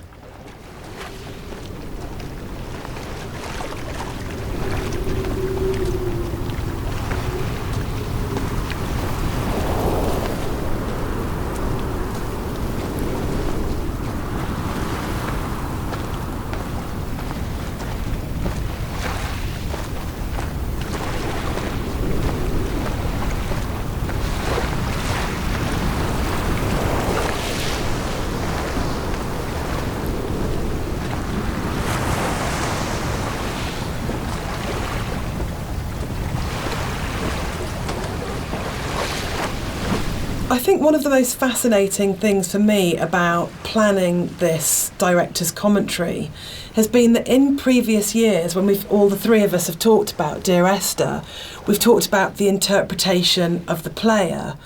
But actually going through this together, post having made it, we're still surprising each other. Yeah. And I think that's really, really interesting for me, because it shows that we left interpretation for each other and that we trusted each other actually just to get on with it. And because we each brought our own special and unique contribution to the game, we didn't have to, in a way, talk it to death or say you have to justify every idea you have or talk it to death or explain it. That Rob's idea that the island is very tainted and corrupt, and my idea that Dan didn't know that the whole level of the caves is a birth metaphor.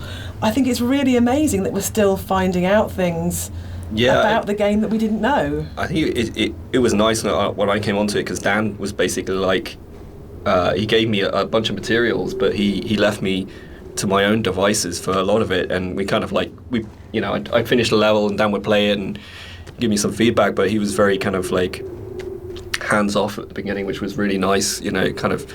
So a lot of my interpretations just came through that downtime where I was just kind of like going off and doing my own thing, and So yeah, it's like interesting to hear Dan talk about it sometimes, because like, there's some backstory that I've never even considered before, and obviously hearing Jess talk about it as well is really interesting, especially when it comes to the soundtrack. It makes me look at things in a very different way. So yeah, it's really interesting.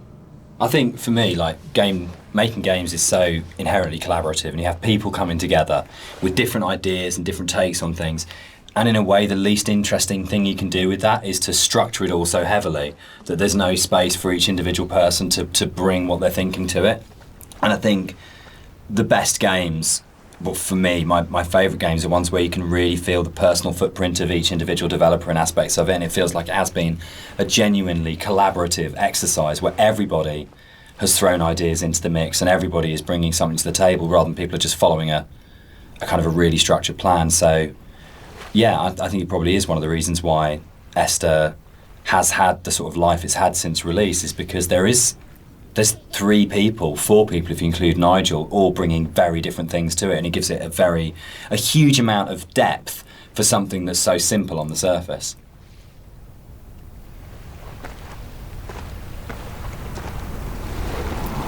I'd been on holiday to Greece lots of times, and one of the things that I always really responded to emotionally was those shrines that you see on the road, and sometimes they're dedicated to saints and sometimes they're to markate where an accident has taken place.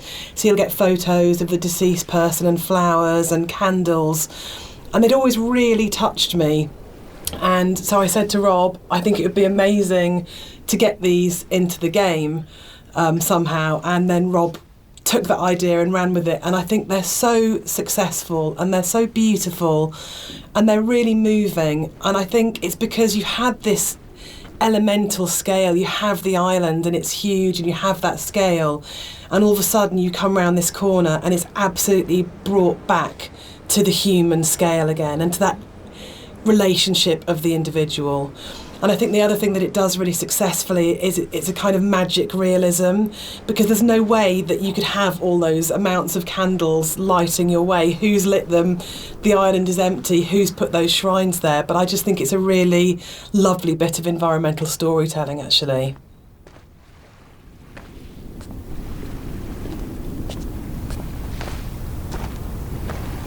One of the really nice things about the move from mod to the commercial version is that we had a couple of years worth of the community talking about the game before we went back into it again.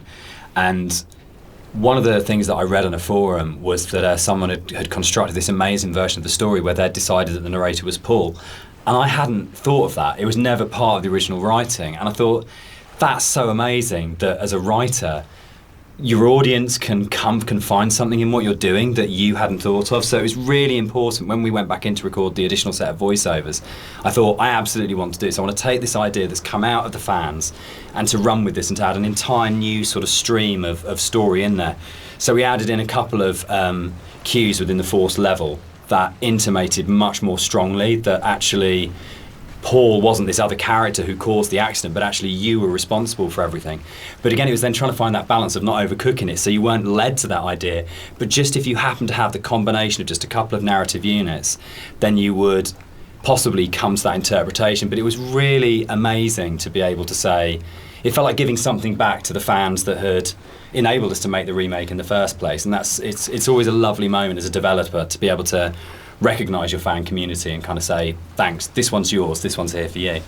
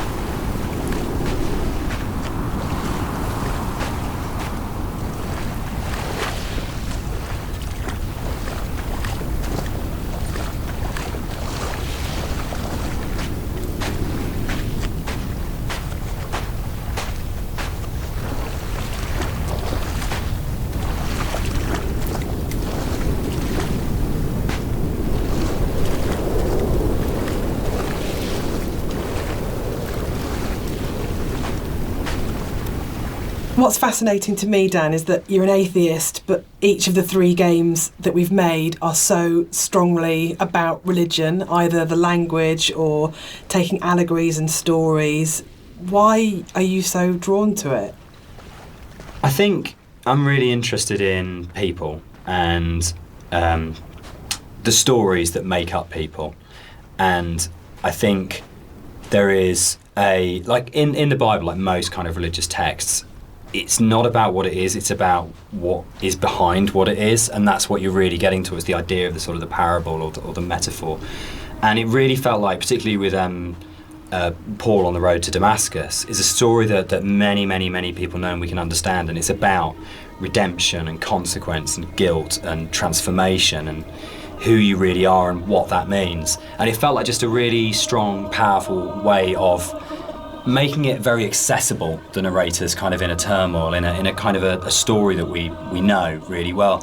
And there's a universality to those kind of questions that, whether it's, Christianity, whether it's Islam, whether it's kind of Buddhism, that they're asking very broadly similar questions. What does it mean to be human? What does it mean to be a good person?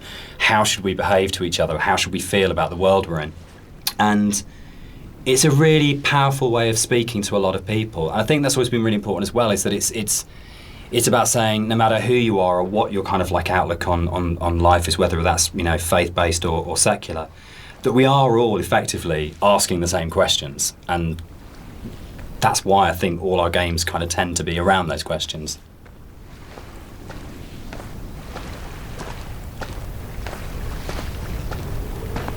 Is Dear Esther a depressing game or a hopeful game?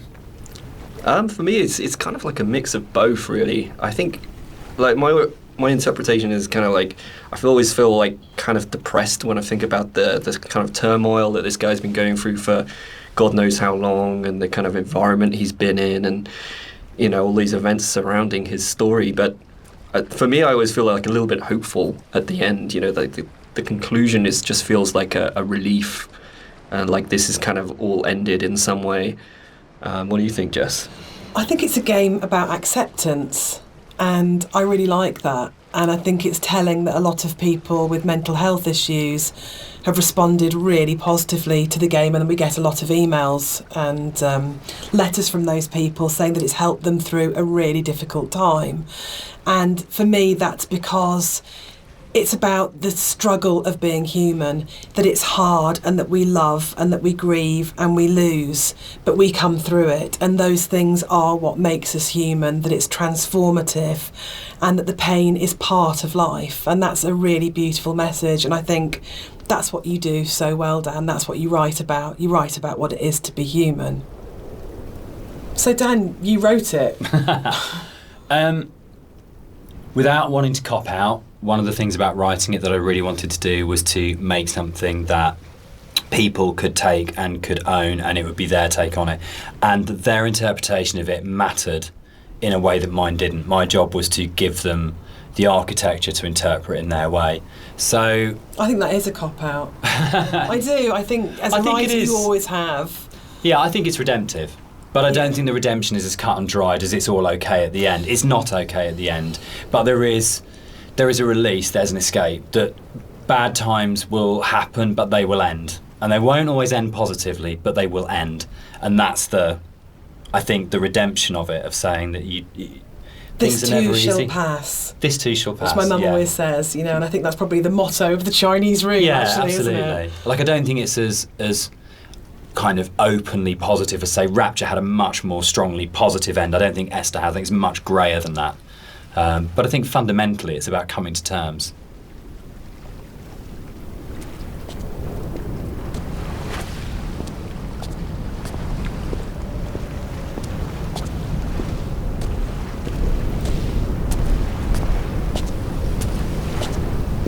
So, Dear Esther is the first walking simulator. How do you feel about Walking Simulator? You know what, I think I took offence to it when it first became a thing, but I think actually I don't mind it so much now. I think the fact that we have kind of taken ownership over it, like that genre has been kind of made our own by not just our game, but like a bunch of different games have kind of embraced it. I don't know, what do you guys think?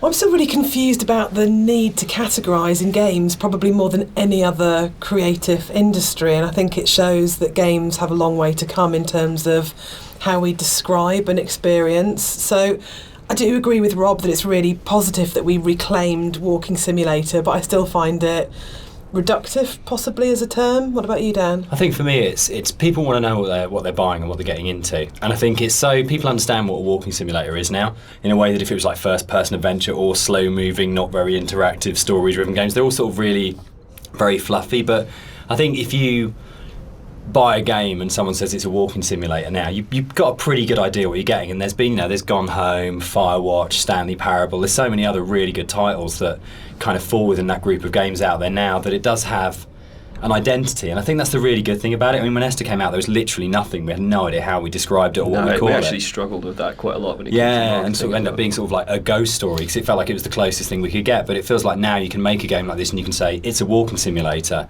and people will know what it is straight away. Yeah, I think that's the nice thing is there's a whole group of games out there now that quite comfortably put themselves into that category. And so it's like if we were to come out before and just said it's a walking simulator, people would have been like, well, that sounds terribly boring. That doesn't. Why the hell would I play that? But now people kind of are a little bit. Seek them out. Yeah, now people are kind of familiar with what that means. The people out there who actually seek this sort of stuff out, and it's kind of really cool. I mean, me myself, I would actually do that, use that as a term to search. But yeah, I mean, it's a very simplified term for what our game is, and there's obviously a lot more to it than walking. But I think when you look at other genres, they're also kind of very simplified. You know, first-person shooter, role-playing game. It's to me it doesn't seem as bad as any of those other things.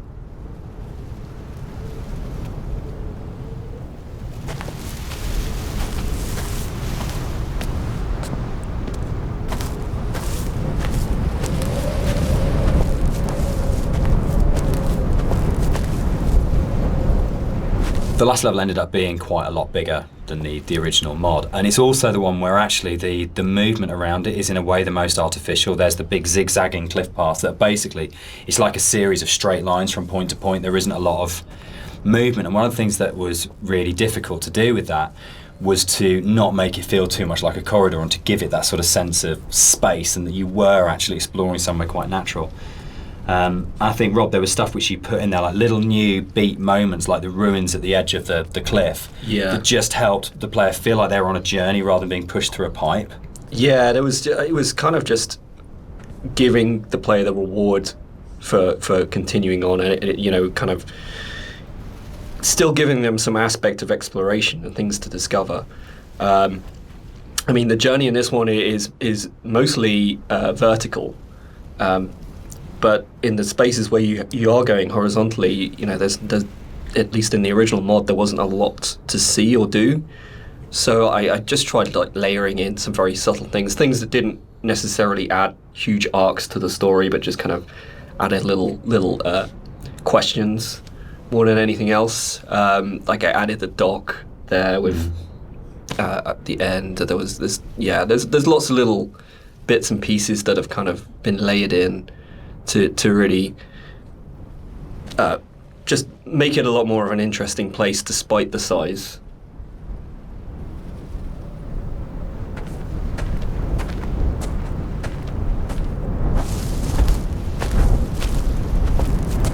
There's a bit of an illusion of simplicity with games like Dear Esther that people kind of assume because there's not a lot of mechanics and there's not much going on in that sense that they're easy to make.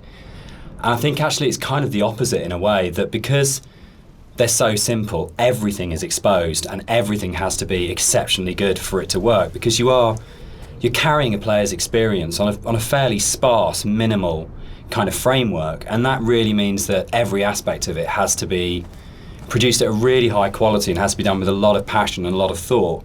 There's nowhere to hide in a game like Esther, and that's something which I think carries through to the best games of this type. You can see with all of them there's a real commitment to kind of depth and a really intelligent way of approaching design, and a real kind of trust in the player and a real assumption that players are smart, imaginative people who want experiences.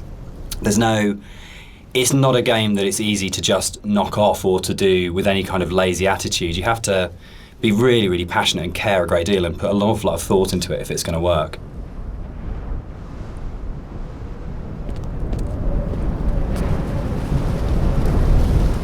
One of the things that I think was added more frequently in the final version of Dear Esther was the inclusion of a number of ghosts in the game. These are not like ghosts that you'd see in a normal horror game. They're just very loose silhouettes that you'll see around the island, usually like quite a distance off or just kind of somewhere that you'd barely see it out the corner of your eye. I think this is a good example of where it's kind of really in your face. And these are kind of just something that we put in to kind of not just bring some unreal elements to the island, but something supernatural as well, something that's kind of beyond this world, something kind of unsettling. And yeah, a lot of effort's been put in to make these things very subtle. I didn't really want them to be like, I didn't want this to be a ghost story, so to speak, but I just kind of wanted to bring some of this supernatural element into the game, and this area is probably one of the most prominent because you can see it just before you go down into the gully here, and I think it's really one of my favorite scenes just because of it being so spooky, so unreal, and so interesting.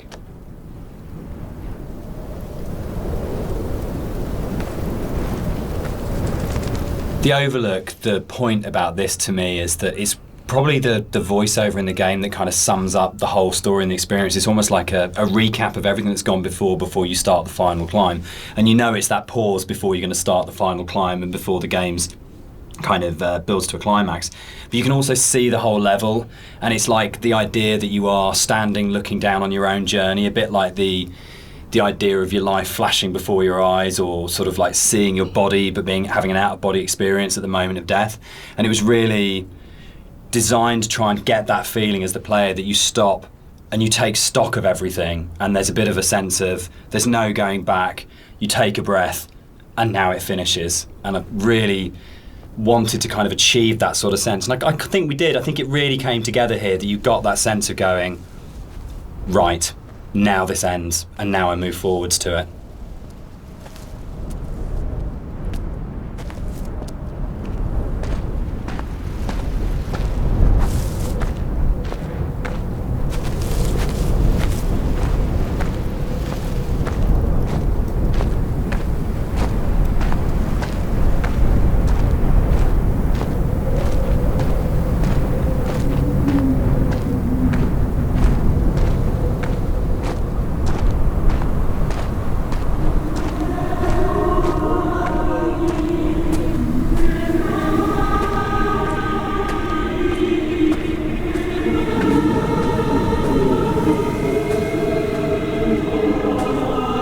So here it kind of, the environment becomes a little bit more surreal again.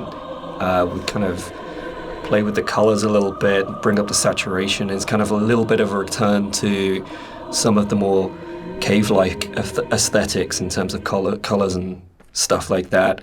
And it's kind of there to kind of signpost another significant moment in the game, or something that's leading up to the significant moment. It goes back to this kind of idea of having these emotional signposts in the visuals of the game, without it being overly obvious. And some of that emotional stuff comes through the colors of the environment, and the more saturated they are, the more kind of surreal things become. So this is kind of like a turning point in the game. It's kind of like the final notice of you reaching the end.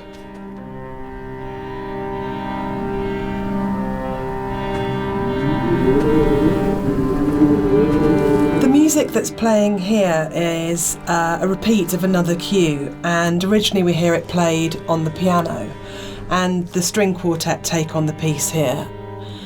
And it's one of those really nice instances where we were in the studio and I had this idea of how it was going to sound, and I thought it was going to be quite full and rich and, yeah, full-bodied. And then one of the string players said to me, this is wrong, actually, for what we're playing. And they said, let's strip out all the vibrato, let's play it in a really Scottish, plain style.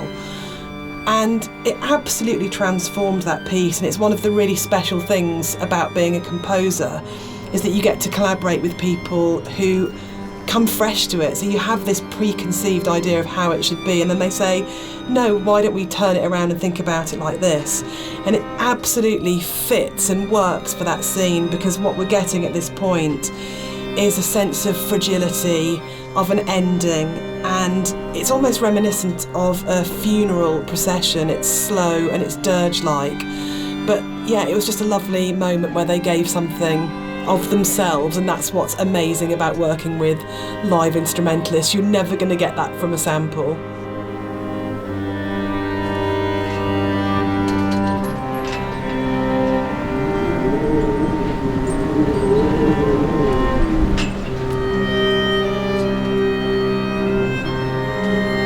It was possible that this last section of the game could have felt quite laborious and forced because it's two long zigzagging paths that just go up, and there was a real importance to getting it right. Quite a lot of work went into it. I think at this point for me, you probably as a player understand that the narrator's going to die at the end and that this is it. And that unlike where the rest of the island, there's this sense of this could just keep going on forever and ever and ever, and you're going to keep the motif of come back.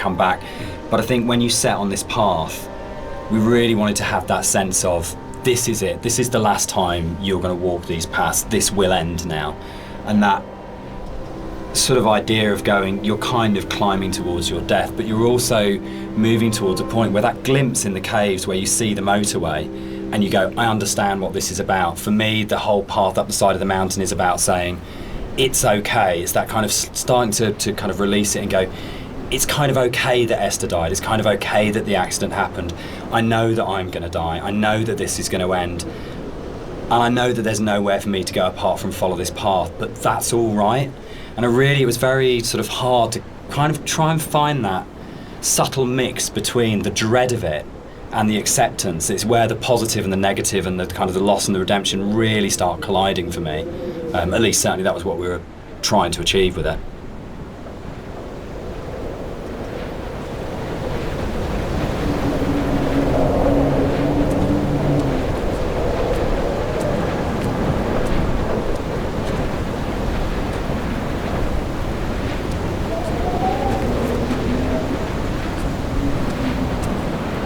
With the climb being quite a poignant moment of the game overall and of the story, it was quite a difficult task to try and make that climb still interesting and not too laborious, because it's kind of this zigzag up there with nothing really. There's no real environment. You just kind of have the sea on one side and the cliff face on the other. So there was quite a lot of work that went into kind of building up this feeling of tension as you're rising and kind of making this moment as poignant as possible while still making it interesting. So a lot of effort was put into building up this weather, building up the winds and the swaying of the grass and kind of the volume of the soundscapes and everything mixing together with the music, and just kind of visually really trying to make this a tense moment. And I think it's hopefully been pulled off all right. And you'll notice when you get to the top, this kind of tension dies, and that's very purposeful. You'll see no more wind. It's just kind of like a symbolic thing where you're coming to the last moment, the point of no return. And that's been very deliberately designed that way.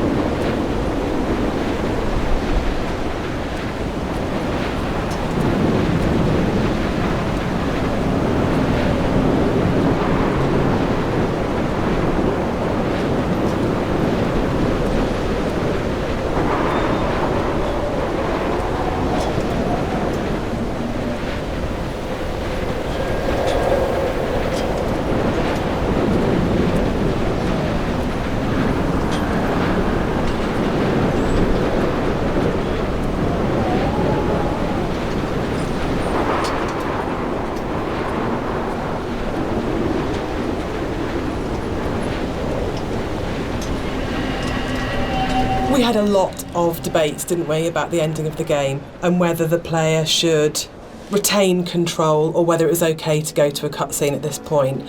I personally don't mind it. I actually actively like it because I think it works really well as a metaphor for loss of control at that point. Dan, I know you're not as keen. Yeah, I'm not. I would have loved the player not to have had control taken away from them, but to me it was a balance between two evils. The evil of having a cutscene and the evil of the player accidentally falling off the ladder halfway up and destroying the ending. Yeah, I agree. I think we tried a few different things, and the tech at the time just wasn't, the ladder tech at the time just wasn't there. So, and the other thing for me was pacing. It was making sure all the music, the voiceovers, the timings and everything were perfect for that final jump off point. And just letting the players kind of noodle around going up a ladder for what may have been like 7 minutes because it's a tall tower was kind of an impossible task.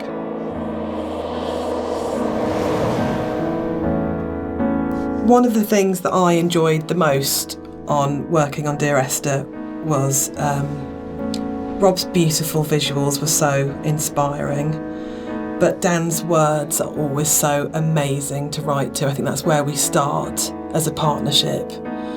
And the music at the end was so easy to write because that last voiceover, it's the pinnacle of the writing to me, as it should be, because it's the last VO, so you would have failed if it wasn't good, but it is just so beautiful and moving.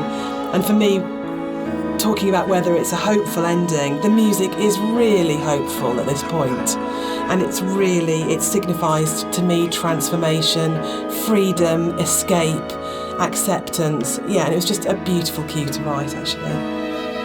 I don't know, I can't remember quite where it came from in the mod, but the moment when we went, or we could put the bird in there and you could see the bird's shadow, and actually it turned from being kind of like a straightforward literal suicide into a metaphorical, or to my mind, kind of like, I always really believed the narrator did turn into a bird just before they hit the ground, and that was really important. I think it's probably the strongest ending in any of our games so far. But yeah, I'm very proud of the way everything came together in that last section. Yeah, I think it's the bird thing is particularly interesting because I think it was in the original mod, but the timings and everything were just all off, and you never really saw the seagull. Yeah, at least the shadow as well. It was all kind of like a little bit broken. And I remember when we went back in, I made a real effort to try and get that shadow just out of the center of the view, so you kind of have this hint of something happening, and I think you can hear the sound of a seagull flapping its wings. It's like very subtle, but like I say, I kind of really like the way that came together. It kind of it's very like say it's kind of like a release, but at the same time there's still this kind of ambiguity there that's kind of beautiful. And I'm really proud that I got the monitor in at the end for an ending of, it goes into the hospital monitor signifying the flat line, and I think it's one of those moments where you never want to be so clever that people notice it and it takes them out of the moment, but it just flows in through the music, and it just feels like everything comes together at that last point.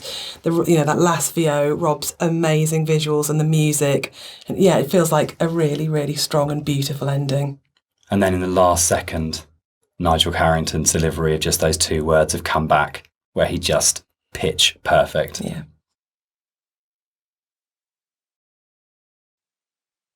So that's the end of the director's commentary. We'd just like to say a big thank you to everyone for listening. We hope you've uncovered some secrets and some facts that you didn't know about the game before.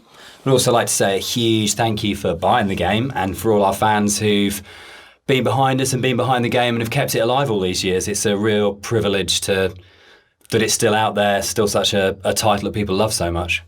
Yeah, and we're really looking forward to the future and what we can create coming up next. Thanks for listening. Cheers. Bye.